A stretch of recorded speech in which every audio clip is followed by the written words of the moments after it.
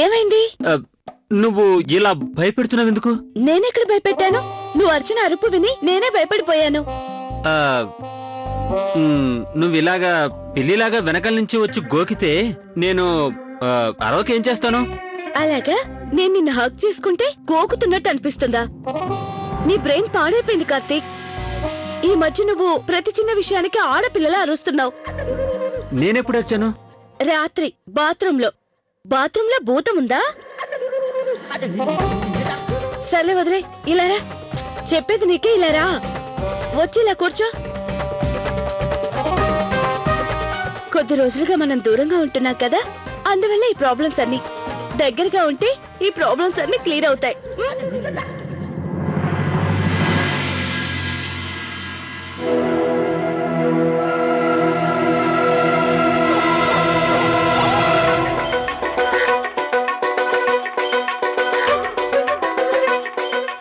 కార్తీక్, నువ్వు నన్ను చూసి ఎందుకు పారిపోతున్నావు? నేను నీ భార్యని. ఏం లేదు, నేను లెగ్స్ ఎక్సర్సైజ్ చేస్తున్నాను.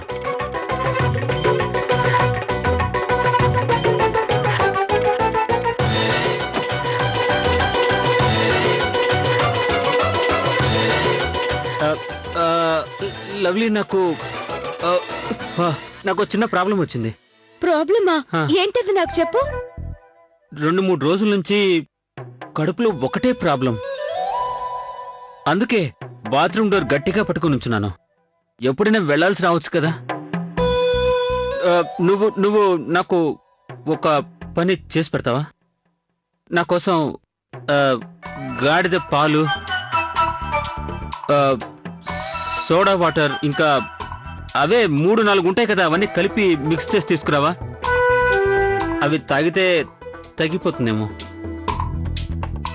సరే సరే, అలాగే తీసుకొస్తాను. వెరీ గుడ్, నువ్వు చాలా స్మార్ట్.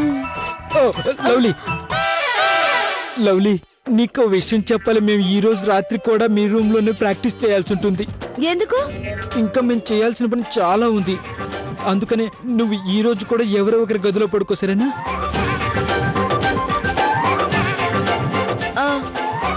సరే, మీరు కానివ్వండి. మీరు చెప్పారు కాబట్టి ఓకే. మీ పని మీరు జాగ్రత్తగా చేసుకోండి. బామ్మగారు చెప్పింది నిజమే, వీళ్ళవన్నీ అబద్ధాలే. తొందరగా తీసుకురా లవ్లీ. వెళ్ళిపోయింది కానీ కార్తీక్, ముందు తలుపు తీ. ఇంతసేపు డోర్ తీయకుండా ఏం చేస్తున్నారు? సారీ అమ్మా. మళ్ళీ అమ్మ అంటున్నావా? లేదు లేదు, అమ్మ కాదు, కేవలం సారీ అంతే. అదే ఐషు, తప్పైపోయింది, సారీ. సరేనా పాప? Good boy. నాయనో, ఇది మన ప్రాణాలు తోడేసేలా ఉంది. నువ్వు అలా ఎందుకు కోపడుతున్నావు కౌసల్య? మరేం చేయమంటారు అత్తయ్య? ఆయన నేనేం చెప్పినా పట్టించుకోవట్లేదు, కనీసం నన్ను చూడట్లేదు కూడా. నా పరిస్థితి కూడా అలాగే ఉంది బామ్మగారు. నా ఆశలన్నీ అడి ఆశలయ్యాయి. ఇంతవరకు నేను అన్నుకి తమ్ముడు గాని చెల్లి గాని ఎవరైనా పుడితే పరిస్థితి చక్కబడుతుంది అనుకున్నాను. కానీ ఏం చేయను, మా ఆయనకి రెండో బిడ్డ అవసరమే లేదంటున్నారు. నన్నైతే అందరూ కలిసి రూమ్ లో నుంచి బయటకు పంపించారు. అప్పటికి సిగ్గు లేకుండా మాట్లాడడానికి వెళ్ళాను. మాట్లాడే అవకాశమే ఇవ్వలేదు. కార్తీక్ స్టమక్ అప్సెట్ అయింది, పాలు తీసుకురమ్మని మళ్ళీ అక్కడి నుంచి బయటకు పంపాడు. చూడమ్మా లవ్లీ, నాకెందుకో అనిపిస్తుంది గుప్తా గారి విషయం చెప్పాక అందరి మనసులో అదే ఉన్నట్టుంది. లేదత్తయ్య, ఇంకేదో విషయం ఉంది. లేదంటే వీళ్ళందరూ ఒకేసారి మా అందరితో ఇలా ప్రవర్తించరు. మీరు చెప్పింది నిజమే అత్తయ్య గారు. లేదంటే ఆది నాతో ఎప్పుడు ఇలా రూడ్ గా బిహేవ్ చేయడు. లేకపోతే ఇంకేంటి, ఇంట్లో ఉన్న వాళ్ళందరికీ ఒక్కసారిగా భార్యలంటే మొహం వచ్చేస్తుందా? అత్తయ్య, మీరన్నట్టు ఏదో విషయం తప్పకుండా ఉంది. అవును బామ్మగారు, ఏదో రహస్యం ఉన్నట్టే ఉంది.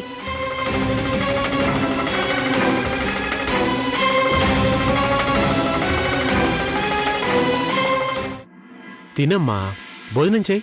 తిను ఐషు. అరే ఐషు తల్లి, తినమ్మా, తిను. చిట్టి అసలు ఏం తినదు, ఏం తాగదు. మీలో ఎవరైనా నాకు దెయ్యం కథ చెప్తే అప్పుడు తింటాను. దెయ్యాల కథలు మాలో ఎవరికి రావమ్మా. నువ్వు నీ చిట్టి ఎంతున్నారు?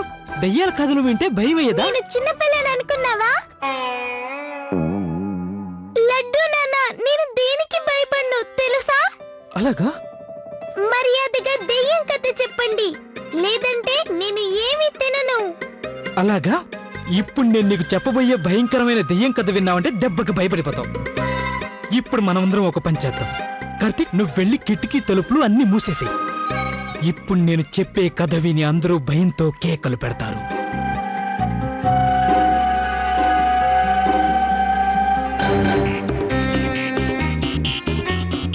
స్టార్ట్. అనగనగా ఒక రోజు ఒక చిన్న పిల్ల శశి వాళ్ళ అమ్మా నాన్నలతో కలిసి ఇండియాకొచ్చింది. ఎక్కడి నుంచి? America, USA. వాళ్ళందరూ సెలవుల్ని ఎంజాయ్ చేయడానికి ఇక్కడ ఇండియాకొచ్చారు. అంతలో ట్రింగ్ ట్రింగ్ శశి వాళ్ళ నాన్న ఫోన్ రింగ్ అయ్యింది. తనకి అర్జెంటు పని పడిందని తిరిగి వెళ్ళిపోయాడు. అప్పుడు వాళ్ళ అమ్మ గాయత్రి తనని తీసుకుని వాళ్ళ పూర్వీకుల బంగళాకి వెళ్ళింది. వాళ్ళు అలా బంగళా దగ్గరికి వెళ్ళగానే హఠాత్తుగా ఆ గోడకి పెట్టిన గడియారం దాని పెద్ద ముళ్ళు ఉన్నట్టుండి వాళ్ళ ఎదురుగా వచ్చి పడింది. వాళ్ళమ్మ గాయత్రి భయపడిపోయింది. ఒక్క క్షణం అటు ఇటు అయ్యున్నా ఆ ముళ్ళు నేరుగా వాళ్ళమ్మ తల్లో గుచ్చుకుని ఉండేది. ఆ తర్వాత ఏమైంది? ఆ తర్వాత వాళ్ళిద్దరూ మెల్లగా మెల్లగా ఆ పాత బంగ్లాలోకి వెళ్ళారు. ఇంతలో శశికి దూరం నుంచి ఒక శబ్దం వినపడింది. అవును, అప్పుడప్పుడు ఈ గదిలో కూడా శబ్దాలు వినపడుతుంటాయి. అప్పుడు శశి ఆ శబ్దం విని మెల్లగా మెల్లగా ఆ శబ్దం వైపే వెళ్ళింది. ఆ బంగ్లాలో ఉన్న ఒక పాత తలుపు తెరిచింది. ఆ డోర్ దగ్గర అలాగే నిలబడి ఉంది. అప్పుడే తను చూసింది, తన ఎదురుగా శశి నిలబడి ఉంది. అచ్చం తనలాగే కనపడే ఇంకొక అమ్మాయి.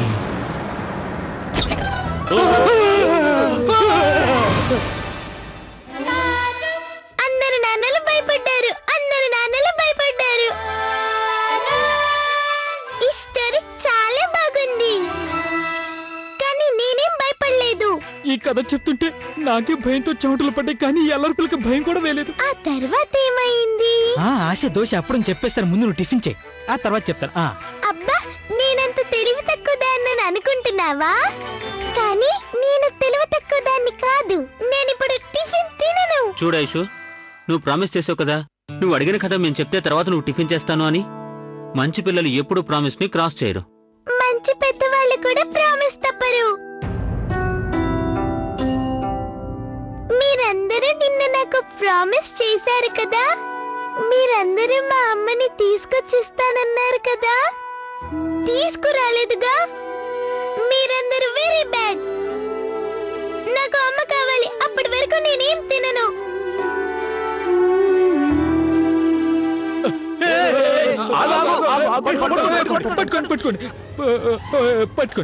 పట్టుకోండి.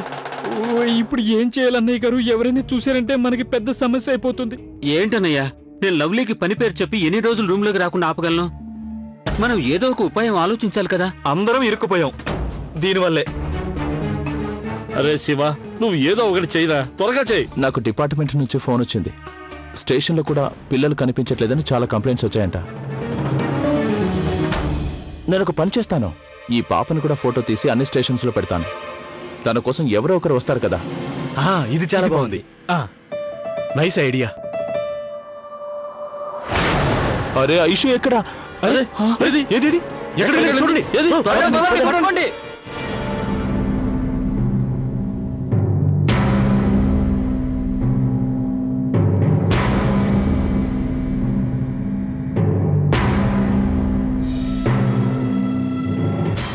చిట్టి ఈయనే మన నాన్నగారు.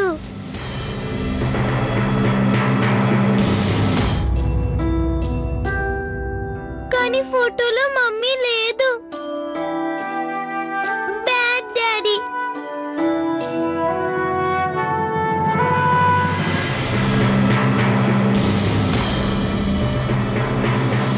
ఈ పిల్ల ఏమైందో ఇక్కడ కూడా కనిపించటం లేదు.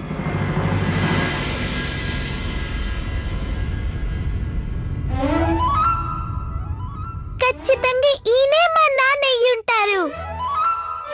కానీ ఈ ఫోటోలో కూడా మమ్మీ లేదు. నువ్వేం బాధపడకు చిట్టి, ఇంకా 4 నాన్నలు మిగిలే ఉన్నారు కదా. అనయ్య ఐశ్వర్య కనిపించిందా? లేదు కార్తీక్, నా గదిలో కూడా చూసాను, లేదు. మనమంతా శివానయ్య రూమ్ లోకి వెళ్ళి వెతుకుదాం పదండి. పదనయ్య. పదాది పద. చిట్టి వేరే రూమ్ కెళ్ళి చూద్దాం పదా.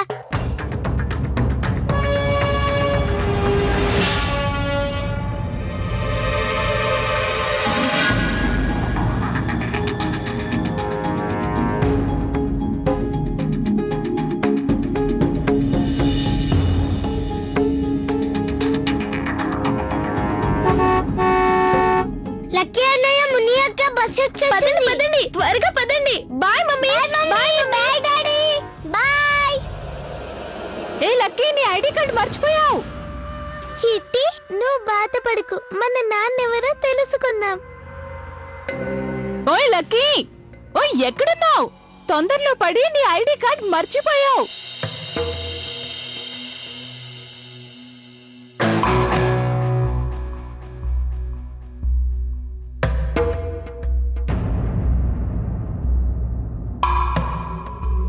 ఒక పని చేస్తాను, నేనే వెళ్ళిచ్చేస్తాను.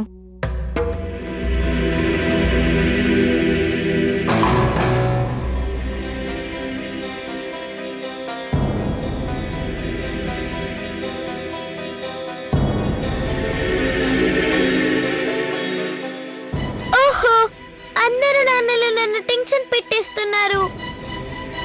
పద మనం వెళ్ళి ఇంకో గదిలో వెతుక్కుందాం.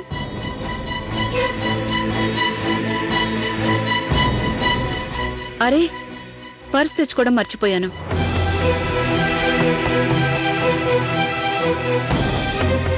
ఏమైందో కానీ ఈ మధ్య నేను అన్నీ మర్చిపోతున్నాను. డబ్బులు లేకుండా వెళ్తాను, వట్టి చేతులతో తిరిగొస్తున్నాను.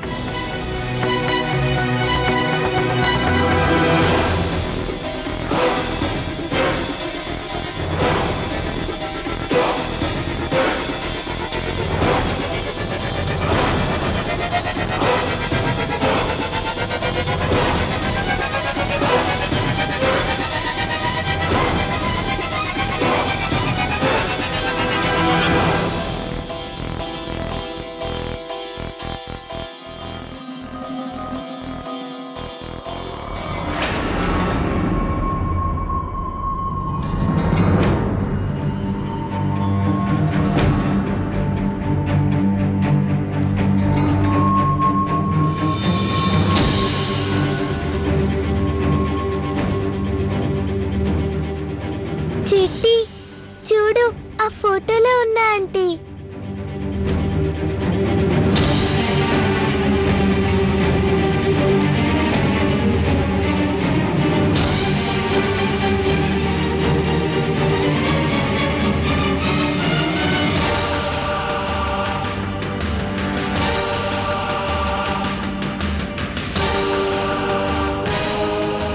మీరందరూ ఏం వెతుకుతున్నారు?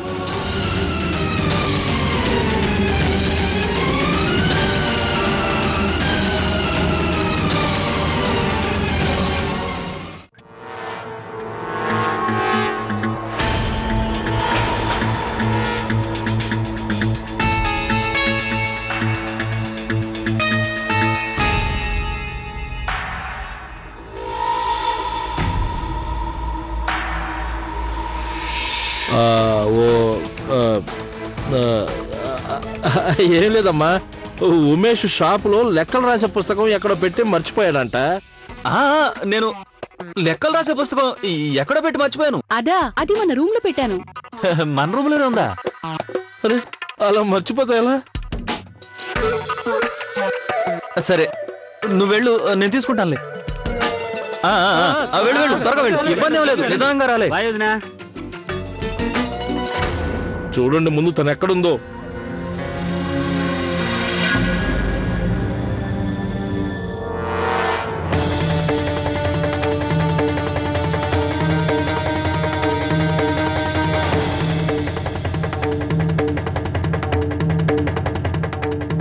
పర్వాలేదండి, ఇప్పటికైనా నా కోసం సమయం కేటాయించారు. మీరు గనక రాకుండుంటే నేను చాలా బాధపడి ఉండేదాన్ని.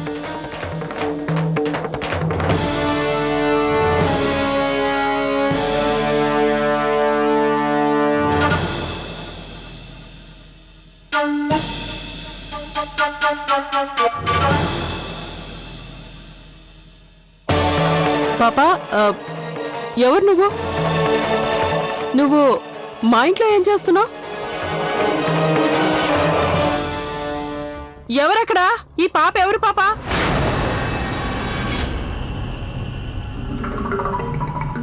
అమ్మ వాళ్ళ గదిలోంచి అరుపొస్తోంది. అంటే దాని అర్థం ఐషు అమ్మ గదిలో ఉందా? మీరేం భయపడకండి, నేను చూసుకుంటాను. నాన్న జాగ్రత్త. మీరు ధైర్యంగా ఉండండి నాన్న. ఎవరు పాప అమ్మ నువ్వు? ఆయన మా ఇంట్లోకి ఎలా వచ్చావు? చెప్పు, ఎవరు నువ్వు? రాకుండా ఎలా ఉంటాను? ఈ ఇంట్లోనే మా నాన్న ఉన్నాడు.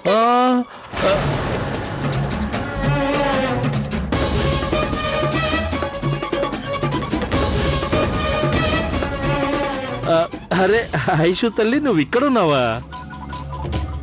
ఏమండి, మీకు ఈ పాప తెలుసా?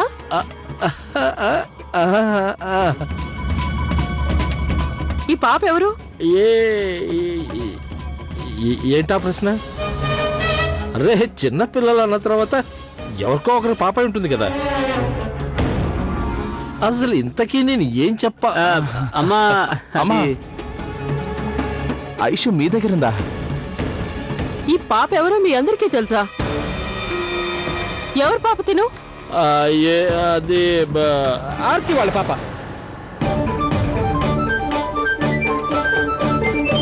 కిట్టు, పనికి మాల మాటలు మాట్లాడకు. ఆర్తికి ఒక్కడే ఒకడు కొడుకని నాకు బాగా తెలుసు.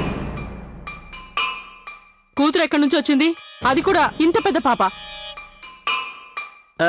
లేదమ్మా, తను ఆర్తి కూతురు కాదు. అది తను ఆర్తి వాళ్ళ బంధువుల వాళ్ళ పిల్ల. అదే అదే మన కిట్టు అన్నయ్య ఉన్నాడే, ఎప్పుడు అనవసరంగా కన్ఫ్యూజ్ చేస్తూ ఉంటాడు. మీరన్నది రైట్, నన్ను కూడా కన్ఫ్యూజ్ చేసేశారు. అసలు ఆర్తి ఎవరు?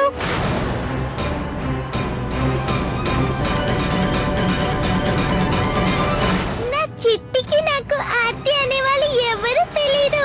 అది సరే, ఇంతకీ ఈ చిట్టి ఎవరు? మీకు చిట్టి ఎవరో తెలీదా?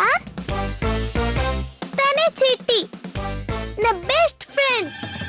ఇప్పుడు మీరు చెప్పండి, ఆర్తి ఎవరు? నాకు ఆర్తి అనే పేరు వాళ్ళు ఎవరు తెలీదు. ఏమండి, విన్నారా? మీరేమో తను ఆర్తి వాళ్ళ బంధువుల అమ్మాయి అని చెప్తున్నారు. ఆర్తి ఎవరో కూడా తనకి తెలియదంటుంది. నేను ఇక్కడ టెన్షన్ పడుతూ ఉంటే మీ అందరికీ నవ్వొస్తుందా?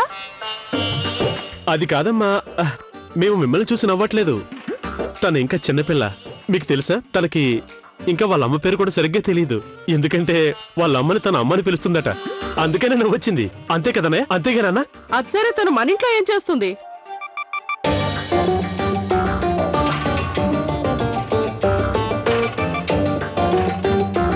అది అది అదేంటంటే అమ్మా, ఆర్తి వాళ్ళ బాబు ఉన్నాడు కదా, వాడికి చికెన్ ఫాక్స్ అమ్మవారు వచ్చింది.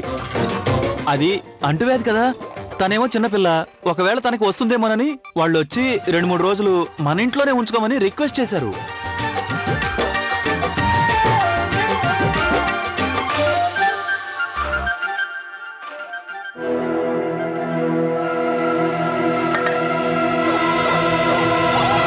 అయ్యయ్యో, ఏం చేస్తున్నామ్మా? అలా చేయకూడదు, పగిలిపోతుంది. అలాగా.